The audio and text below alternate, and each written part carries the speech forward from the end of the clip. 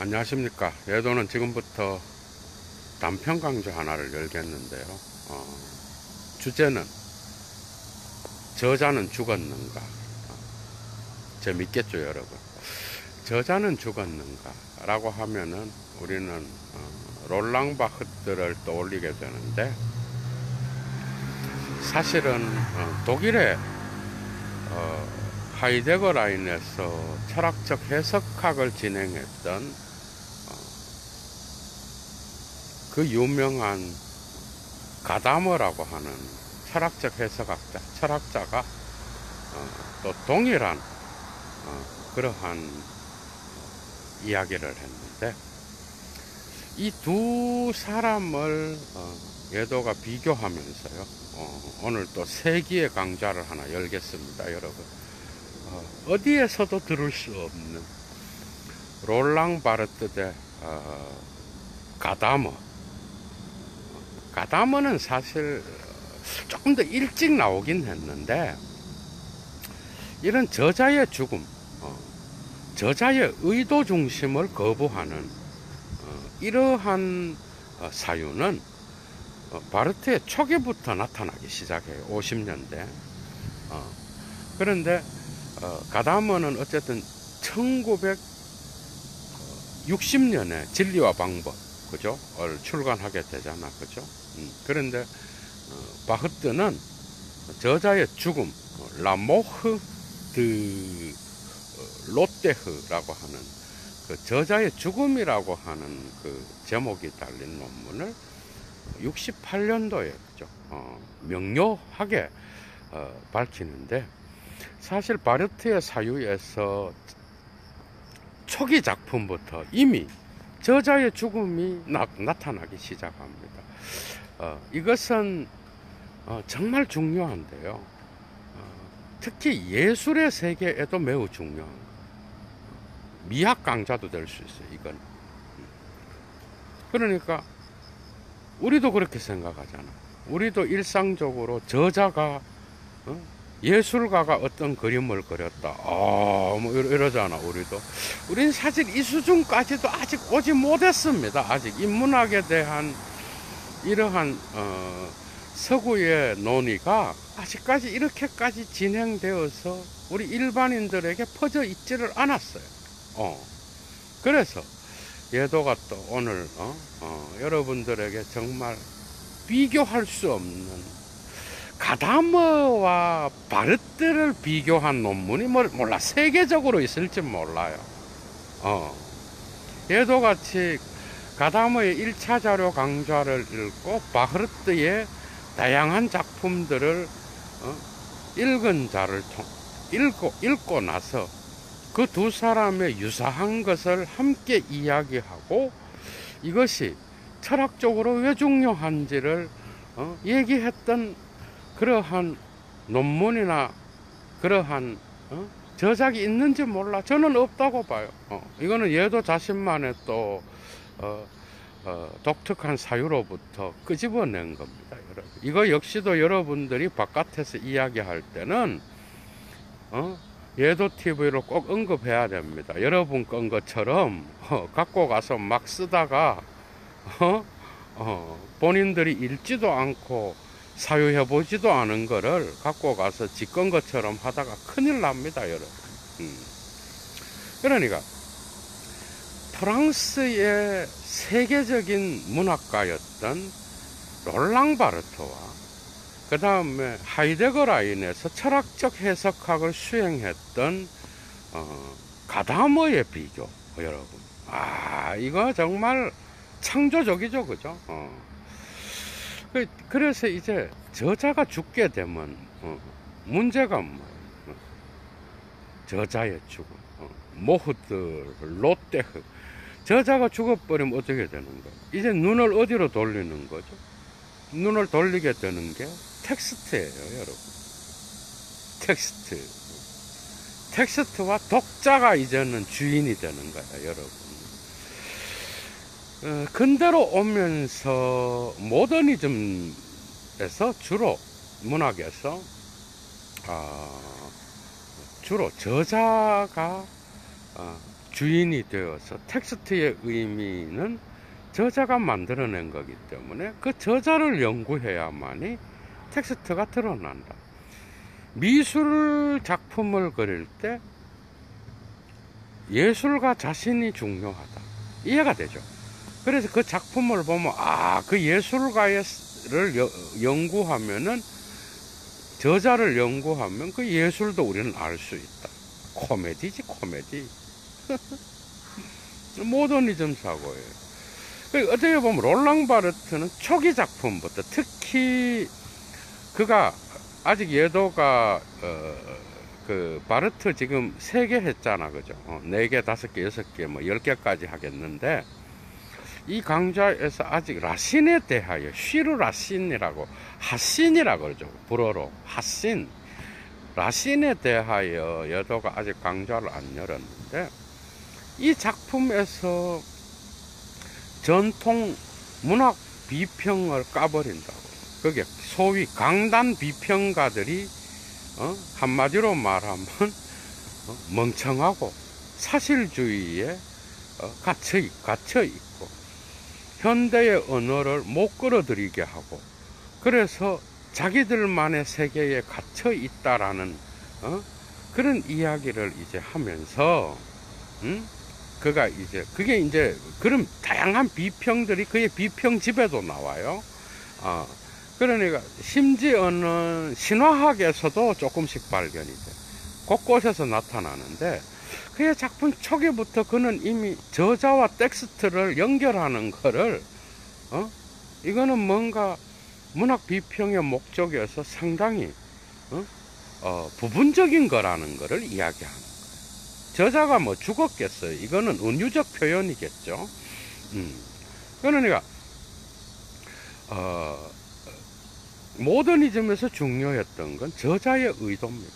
그래서 우리가 저자의 의도를 알면 우리는 그 텍스트를 완벽하게 안다고 생각했어. 뭐가 빠졌어? 독자가 빠진 거예요. 여러분 생각을 해봐. 여기에서 문제가 뭐예요? 이게 이제 하이데거의 혁명과 연결돼요, 여러분. 그게 이런 강좌는 아무나 할 수 있는 게 아니에요, 여러분. 철학을 정말 일평생 사유하고 연구한 자만이 창조적 사유를 할 수 있는 거예요. 이 하이데거라니까, 지금. 여기서 빠진 게 뭐? 독자가 빠진 거예요. 우리가 텍스트에 객관성이 있다라고 생각해.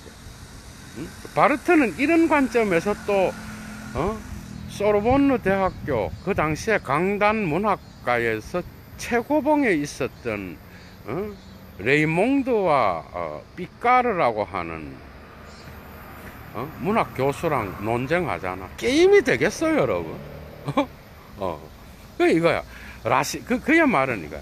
라신의 텍스트들을 연구하게 되면은 거기에서 우리는 라신이 썼던 언어의 확실성, 그 다음에 그리고 장르, 또 심리학적 일관성 이런 걸 발견할 수 있다는 거예요. 그게 바르트에 대한 이런 라신이라든지 라신에 대하여 썼던 신화학에 조금 나와요.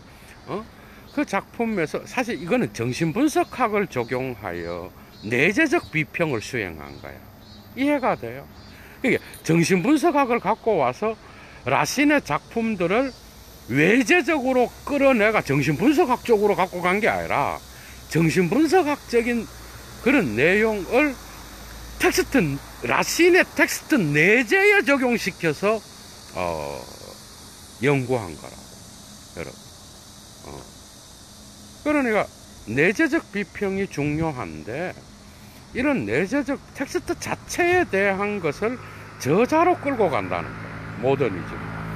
그래서 이제 여기서 갈라지게 되는데 그 이유는 그가 프랑스 문학의 초현실주의의 대가였던 말라르메와 프루스트를 연구하다가 바르트가 그죠? 연구하다가 이제 거기에서 저자보다는 텍스트 자체의 언어가 중요하다는 것을 이제는 발견하게 됩니다. 근데 사실은 중요한 건 뭐예요? 여기서 바르트도 못 보는 게 하나 있어. 저자의 죽음을 이야기했지만, 독자는요, 어떤 독자든지 자기 상황을 갖고 텍스트로 들어가. 이게 이제 가다머가 필요한 이유인 거야. 이 하이데거의 혁명에 의하여 가다머가 자기의 철학적 해석학으로 갖고 가잖아. 예도의 논문에 있어. 이게 여러분 한번 봐봐. 거기서 이제 이게 진리와 방법 2부에서 나타나는데, 텍스 뭐야, 바르트와 같이 가다머는 저자가 죽었다 이런 말을 하진 않아. 똑같아. 의미는 저자의 의도를 우리는 알 수 없다라는 거. 이 두 개를 비교해야 이제 해석학에서 텍스트 해석을 다루는데 엄청 중요한 게 나타나는 거예요, 여러분. 예도 TV에서만 볼 수 있는 거예요, 여러분. 이해가 돼요? 예도 TV의 그 진가는요, 오히려 상당히 많이 공부한 자들이 알고 있어요. 그래서 자발적 수업료라든지 후원도 상당히 많이 공부한 자들이 보내는 경우도 많아요. 모르는 사람은 뭐 관심이 없겠죠. 그런 사람이 많고, 예도 TV를 또 사랑해줘서 그 강좌의 가치를 아는 거예요. 무수한 강의들의 어떤 그러한 유료 강좌를 들어봐도 급이 어느 정도인지를 아는 거죠. 이런 자들이 이제 하는 건데, 물론 예도가 다 모든 분야에서 다 그런 건 아니에요. 어떤 분야에서는 정말 어떤 강좌보다도 그 클래스의 차이를 느끼게 해주는 게 있는 거죠, 여러분. 예도 마음대로 해석하는 게 아니에요. 예도만큼 1차 자료에 1차 자료 텍스트에 근거하여 예도 자신의 해석을 펼치는 이런 학문적인 것과 대중적인 것을 함께 갖고 가려고 하는 그런 강좌는 여러분들이 한번 비교해 보셔요. 어떤 강좌와도. 그러니까 여러분들이 한번 생각을 해봐. 저자의 의도는 우리는 안다라고 생각을 했어. 그러니까 객관성이 있다라고 생각했어. 그러니까 소르본느 대학교의 레이몽드 피카르도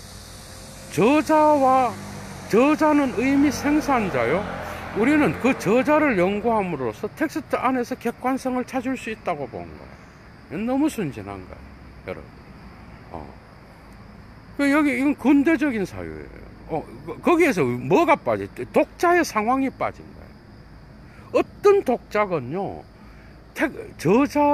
저자의 의도를 알 수가 없어. 어떤 독자도 알 수가 없다니까요, 여러분.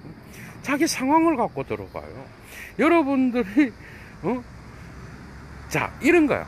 춘향전을 썼던 우리나라의 저자의 의도를 지금 오늘날의 독자가 의도를 파악한다? 이거 여러분 코미디죠.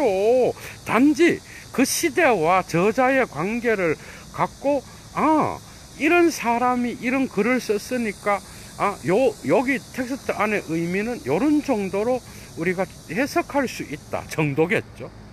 객관적으로, 사실적으로 어느 누구도 그 객관성에 복종해야 되는 그런 객관성을 아는 자는 없어요. 그래서 소르본느 대학교 강단 교수가 개박살이 나는 거야. 함부로 덤벼들었다가 그렇게 주장을 한 거야. 그러니까 이 바르테가 볼 때는 이런 거야. 네가 라신을 해석하는데 네가 프로이트를 끌고 들어와? 네가 라신을 해석하는데 마르크스의 이데올로기를 갖고 와? 라신을 모독하는 거라는 거야. 네가 라신을 얼마나 알아? 이래 되는 거죠. 그런데 누가 이겼어? 학문적으로든 아니면 학문적으로든 또는 내용적으로든 급이 다른 거죠, 여러분. 그래서 그 당시에 강단 논문이라든지 강단 철학에서 강단 문학계에서 통용되었던 건 그런 거야. 바깥에서 이런 걸 끌고 들어가서 내재적 비평에 사용하면은 그거는 역적이 되는 거야. 위험하다는 거야. 그게 문학계에서 라신이라고 하는 인물의 고정된 틀이 있는 거예요. 코미디죠, 여러분. 그러니까 문학 전문가라고 하는 소위 강단 학계에서 통용되는 그 라신만이 정통이라고 보는 거예요. 오늘날은 이렇게 말하면 꼰대가 되어버려요. 거짓말하는 자가 되고요. 오늘날은 이미 이렇게 생각하는 자가 없습니다. 오늘날은. 근데 그때까지만 해도 60년대 중반까지만 해도 바르트의 적수였던 강단 문학가였던 소르보르 대학교 교수가 이런 주장을 한 거예요. 객관적 사실에 근거. 그 객관적 사실이 나중에 뭐 이렇게 지네들 문학계에서 전통적으로 해석했던 그것만이 다라고 본 거야. 이런 거야. 바르트는 그거야. 아니, 오늘날 정신분석학과 마르크스주의가 행행하고 하는 이때에 왜 이데올로기라든지 정신분석학적 그러한 내용을 적용시켜서 라신을 해석하면 왜 안 되느냐? 안 된다고 본 거예요. 여러분 어떻게 생각해? 이래 나갔던 거야. 지금 오늘날은 다 무너졌어요. 그러니까 특정 권위자가 있고 지가 해석한 것만 따라야 되는 거야. 이런 건 없는 거예요, 여러분. 이런 건 코미디인 거죠.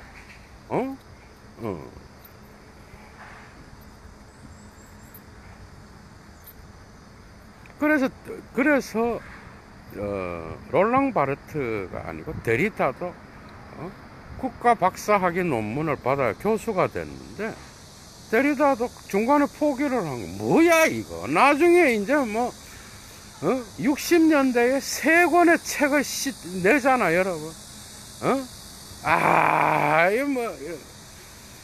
그게 뭔지 알잖아, 여러분들. 후스를 해서 목소리와 현상, 글쓰기와 차이, 그라마톨로지 3권 딱 내면서 철학계와 문학계에 발을 딱 들인 거야. 어느 누가 비평하겠어요, 그걸. 하이데거도 모르는데. 하이데거와 그 데리다의 관계만 해석하려고 그래도, 일반 강단 철학자들이, 그게 쉽겠어요, 여러분. 게임이 안 되죠. 나중에는 대가리를 다 숙이죠. 미국 뿐만 아니라 세계적인 철학자가 된 거예요. 그 배후에는 이제 니체와 하이데거가 있었던 거예요. 물론 다양한 그 근본적인 사유는 그렇겠나. 예도의 데리다 강좌도 세계적인 강좌입니다. 여러분 들어보셔요. 종교학에서 본 데리다가 아니에요, 여러분. 철학에서 본 데리다입니다. 급이 달라요. 그러니까 이러한 강단 문학계에서 요청하는 이런 틀을 갖고 보니까 말이 안 되는 거예요. 그래서 적들이 롤랑 바르트를 누벨 크리티크라 그래. 크리티크 누벨 신비평이라고 별명 지어줬어요. 이거는 이제 또 미국의 신비평하고는 또 달라요. 그러니까 신비평인가 신협잡인가 거짓말쟁인가 이런 글을 써갖고 이제 바르트랑 논쟁을 하게 됐는데, 당연히 바르트가 그런 문학 비평은 오늘날 코미디라고 보는 거예요. 그 저자가 죽었다는 건 저자의 의도를 통하여 텍스트를 고정시키는 이러한, 그래서 저자의 시대를 구분하고, 그래서 그 텍스트의 의미는 이거다. 그러니까 그게 문제가 되는 게 뭐예요? 독자의 상황을 이해 못하는 거예요. 해석학을 전혀 모르는 거예요. 그게 여기서 이제 하이데거의 혁명이 들어가야 되는 거예요. 어느 누구건 텍스트를 이해할 때 지 상황을 갖고 들어가요.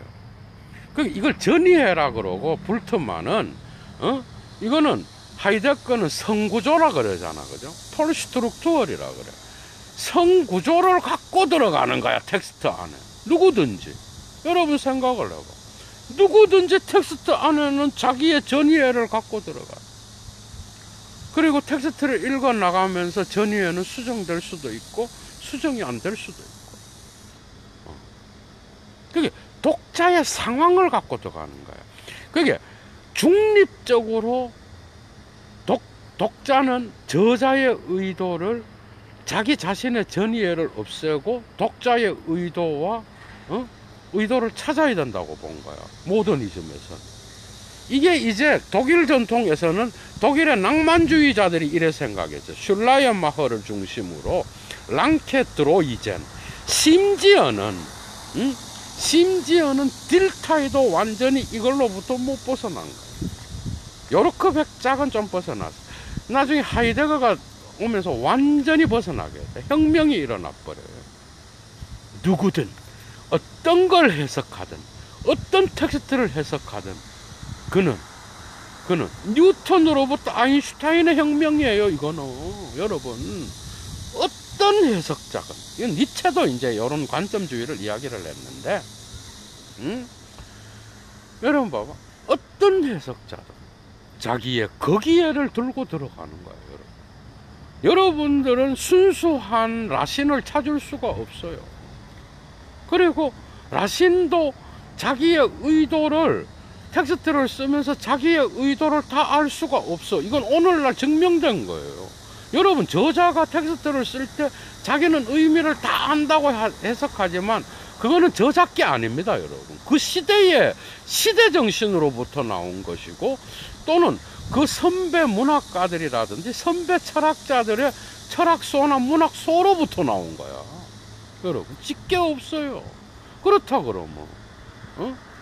그러면 우리는 텍스트를 해석할 때 저자의 의도만 중요하고, 그래서 텍스트 해석을 저자가 살았던 시대 상황에 묶어 놓는 것은 절반의 진리에 불과한 거야. 이거는 이해가 돼?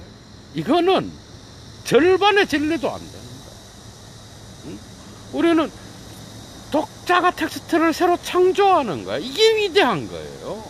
그게 예술가들, 위대한 예술가, 그건 자본주의적 사고죠.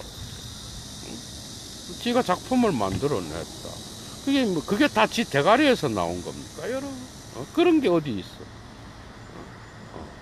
그러니까 그는 작품을 창조하고 난 뒤에 이제 몫은 뭐예요? 독자와 작품과의 관계인 거예요. 이제는 관람객과 예술 작품과의 관계요, 텍스트와 독자와의 관계인 거예요. 독자가 그 텍스트를 새롭게 해석하는 거예요. 그런데 그때에 우리는 또 얼마든지 모더니즘에서 주장했던 저자의 의도와 저자의 의도와 저자가 살았던 시대의 의도를 끌고 와서 텍스트를 연관지어서 조금 도움을 받을 수는 있겠죠. 근데 중요한 건 뭐예요?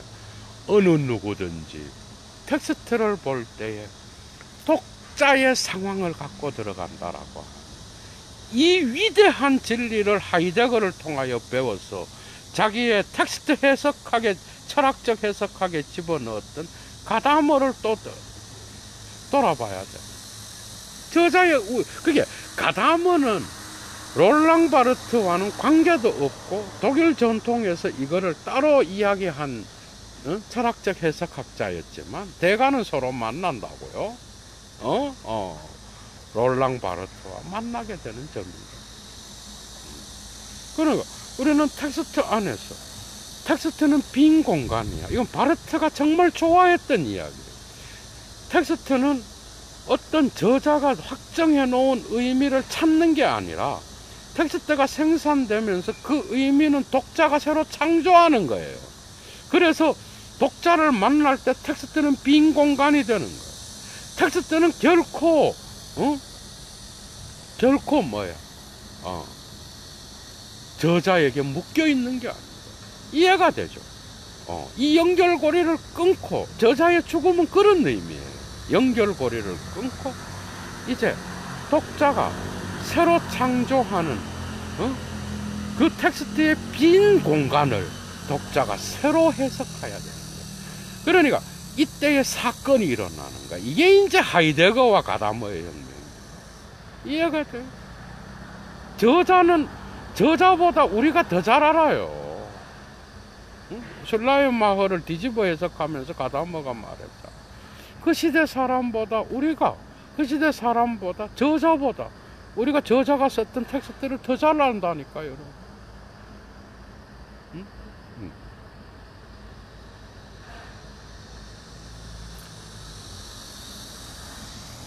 그게 저자의 의도를 안다라는 거예요, 여러분. 한번 생각을. 거기에 텍스트가 그친다. 정말 이거는 수준 낮은 거죠. 그게 뭐야? 작품을 창조한 자의 그 창조도 완전한 직계 아니야. 거기는 해석학적 지평이 있는 거예요. 헤르멘노이티셜 호리존트가 있는 거예요. 그런데 거기에 들어가서 객관적인 의미는 저자가 갖고 있다. 이러면서 저자의 의도를 안다. 그럼 관람자는 저자에게 그 작품에 대한 의미를 물어야 되는 거야. 그래서 묻고 권위를 주는 거야. 이 권위에 이데올로기가 있다라는 거야, 여러분. 이해가 되죠? 코미디죠? 얼마나 많은 새로운 시대의 독자들이 특정 작품과 특정 텍스트를 더 잘 해석했느냐, 여러분. 앞으로도 그 텍스트는 빈 공간으로서 새로운 독자에게 열려 있는 거예요, 여러분. 여기서 이제 오늘날 포스트 모더니즘에서 꼰대고 내가 누구 뭐 전공했다 이러면서 공부도 안 하고 꼰대입니다, 꼰대. 지 해석이 다다. 거짓말이에요, 다. 그런 건 없어요. 다른 해석 중에 조금 더 이 해석이 낫다, 뭐 이런 건 있을 수 있겠죠. 그러니까 바르트는 자기 프랑스 전통에서 말라르메와 프루스트를 보고 그 초현실주의자들이 그 저자보다는 그 작품 자체 안에서의 일어나는 다양한 의미의 충돌과 해석의 충돌이 독자가 그걸 읽어낼 때 자기의 초현실을 읽어낼 때 자기의 의미를 거기에 투사하면서 읽어나갈 수밖에 없는 이런 상황을 파악하면서 저자는 아무런 역할도 못하게 되는 거예요. 그런데 독일로 가면 그게 아니야.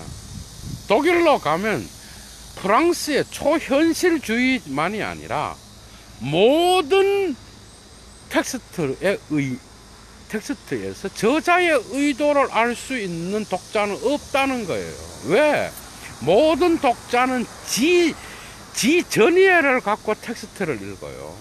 자기가 본 광경, 자기가 본 느낌, 자기가 갖고 있는 감정, 그 다음에 정서, 그 다음에 지적 수준, 이 모든 것들을 지가 갖고 있는 상황을 갖고 들어가는 거야.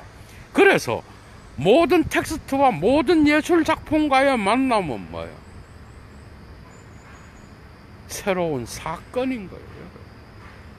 그런데 모더니즘에 어떻게 생각하겠어요? 저자와 텍스트와 예술가와 예술 작품을 묶어 놓은 거야. 그러니까 예술 작품을 가장 잘 보는 거는 그 예술가의 눈으로 예술 작품을 보는 거야. 미친 거죠, 여러분.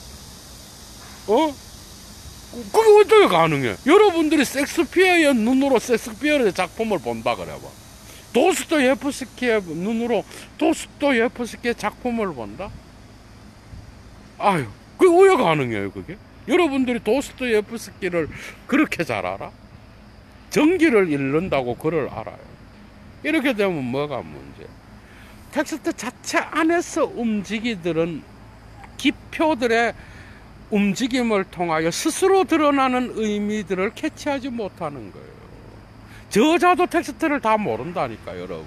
창조하고 나면은 텍스트 자체 안에서 등장인물들을 통하여 또 다른 의미가 만들어져. 이게 위대한 대가예요. 도스토옙스키의 악령을 보셔요. 거기에 도스토옙스키의 저자의 의도를 파악해가 그걸 파악을 한다. 등장인물들이 다중적인데, 중층적인데, 오히려 프로이트의 정신분석학 이론을 갖고 와야 제대로 해석되는 거예요. 그래서 바르트는 1968년도에 모흐트 롯데흐를 이야기하기 전에 이미 그가 또 다른 초기의 작품들에서도 라신에 대하여 그 이전에 썼죠. 그 다음에 또 신화학에 대한 작품에서도 나타나고, 그 다음에 그의 초기 작품인 글쓰기의 영도에서도 나타납니다, 여러분. 전통적인 문학 해석에서 저자가 살았던 시대 분석이 지배했는데, 거기에 대한 연결고리를 끊으려고 하는 게 나타나는 거예요. 그게 그가 후기 작품으로 가면서 더 후기 구조주의자가 되었다는 건 맞는 이야기인데 꼭 그런 건 아니에요, 여러분. 그런 사유는 그래서 1차 자료를 읽어야 되는 거예요. 그래서 저자는 죽었는가는 뭐야? 이거는 은유적인 표현이요. 저자는 텍스트를 만들어내고 예술가는 예술 작품을 만들어내고 그는 독자의 해석에 결코 관여할 수 없다라는 거예요. 단지 참고는 주는 거죠. 그러니까 그 작품이 쓰레기일 경우에 별로 능력이 없고 별로 예술 작품이라 예술성이라든지 문학성이라든지 철학적 사유의 깊이를 갖지 않는 그런 삼류 사류 작품일수록 뭐죠? 저자의 의도만 알면 텍스트는 다 해석되는 거예요. 그러나 대가들의 작품은 결코 그게 불가능한 거예요. 독자는 언제나 텍스트를 재해석하고 그 과정에서 저자가 쓴 텍스트와 독자의 만남입니다. 이게 바로 저자의 죽음을 이기하는 핵심적인 포인트인 거예요. 더 나아가 하이데거적 혁명을 통하여 가다면은 바르트보다 더 나아가서 모든 저자는 어떤 저자의 의도도 오늘날의 해석자는 알 수 없는 거예요. 여러분들이 귀신이야. 낭만주의 문학가들은 철학자들은 뭘 믿어갖고 이게 가능하다고 본 거야? 낭만주의 때는 뭐야? 신의 정신이 저자와 그게 보편적 인간성이 있다고 본 거야. 독일어로 예도가 이미 헤겔 강좌나 여러 강좌에서 낭만주의를 많이 이야기했잖아, 그죠? 그러니까 우니베어잘레 멘슐리히카이트라 그래, 독일어로. 그게 보편적 인간성이 있는 거야. 낭만주의에서, 독일 낭만주의에. 그러니까 저자를 너로 보고 독자를 나로 봤을 때 너와 나는 보편적 인간성, 신적 정신에 의해서 그 의도를 파악할 수 있는 심리학적 기제가 있다고 본 거예요. 가다모는 왜 이게 안 된다고 본 거예요? 이거는 그래 있다고 봅시다. 그러면 저자의 의도를 파악했어. 예도가 파악했어. 그 옆에 사람도 파악했어. 그도 이제 보편적 인간성에 따라서 슐라이마허 작품을 본다고 봅시다. 예도가 봤고 옆에 있는 사람이 봤어. 그럼 둘이가 똑같아야 되잖아. 보편적 인간성이니까. 작품을 보고 딴 얘기한다고요, 다. 이해가 되죠? 그러니까 뭐야? 진짜 위대한 작품일수록 그 작품이 오히려 다양한 독자들을 통하여 다양하게 해석되는 게 진짜 대가의 작품입니다. 그게 저자의 의도를 알아서 그냥 거기서 객관성을 끄집어내서 끝난다. 이거는 사료도 안 되는 거야, 여러분. 그래서 포스트 모더니즘에서 저자의 죽음을 이야기하는 데까지 온 거예요. 이건 뭐야? 포스트 모던의 주제가 된 거예요. 사실 니체로부터 나온, 관점주의로부터 나온 거야, 여러분. 이미. 그러니까 뭐야? 어느 누구도, 독자를, 독자의 관점에서 텍스트로 들어가기 때문에 저자의 의도는커녕 우리가 대화하는 건 저자의 의도가 아니라 텍스트 자체인 거야. 예술 작품 자체인 거야. 그래서 나의 관점에서 그걸 해석하면서 또 다시 나의 관점이 변형되는 거야. 우리는 텍스트와 대화하는 거고, 우리는 예술 작품 자체와 대화하는 거예요. 오히려 예술가가 거기에 개입한다면 그 예술 작품은 똥이 되는 경우가 더 많아요, 여러분. 참고는 될 수 있겠죠, 조금의. 위대한 대가의 작품일수록 다양한 해석과 다양한 독자들의 관심을 불러일으켜서 그 작품이 정말 100이면 100 다 다른 그러한 관점을 창조해낸다.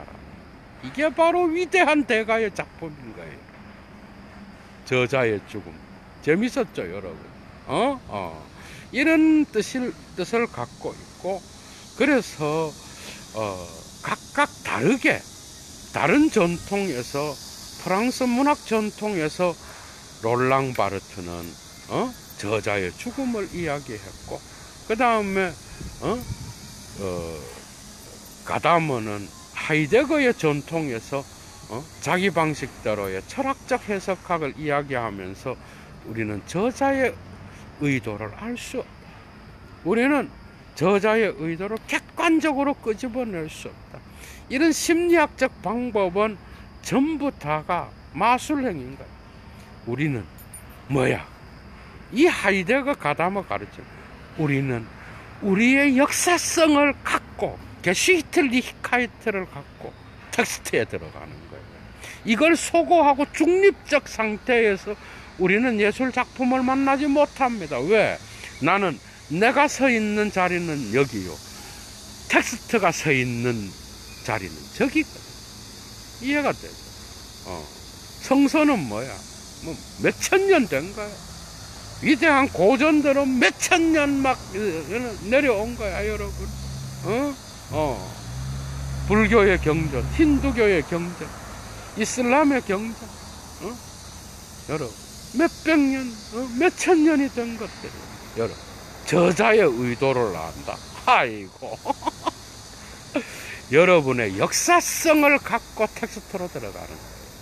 오늘날 21세기의 인간은 21세기의 게슈히틀리히카이트, 역사성을 갖고 텍스트로 들어가서 거기에서 나의 삶이 변화될 수 있는 메시지를 듣고 나의 역사성의 그 전통의 목소리를 첨가시키는 거야, 여러분.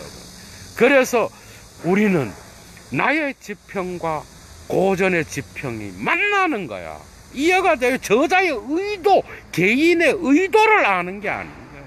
역사의 지평끼리 만나서 거기서 노이에 에얼 아이크니스, 새로운 사건이 일어나는 거예요, 여러분. 매 순간 사건인 거예요. 매 순간 또 다른 해석이요, 매 순간 사건으로서 나타나는 이 해석의 지평을 여러분들은 반드시 알아야 되는 거예요. 오늘 강좌도 참 강조하는 자가 이런 얘기 하면 안 되지만 여러분들이 뭐 다 아시잖아, 그죠? 오늘 강좌도 정말 세계적인 강좌였습니다. 특히 공부하시는 대학원생하고 학부생들은 영감을 받으셨다면 자기의 논문의 주제로 삼아도 될 거예요. 요것도 여러분들이 한번 연구해 보시고요. 오늘 강좌 물러갑니다. 도움이 되셨다면 좋아요 잊지 마시고요. 그리고 예도TV에 자발적 수업료도 보내주시고 후원도 해주시고 그리고 무엇보다 건강한 거리두기 잘 하시고요. 건강한 삶 유지하시기 바랍니다. 예도는 물러갑니다. 추스.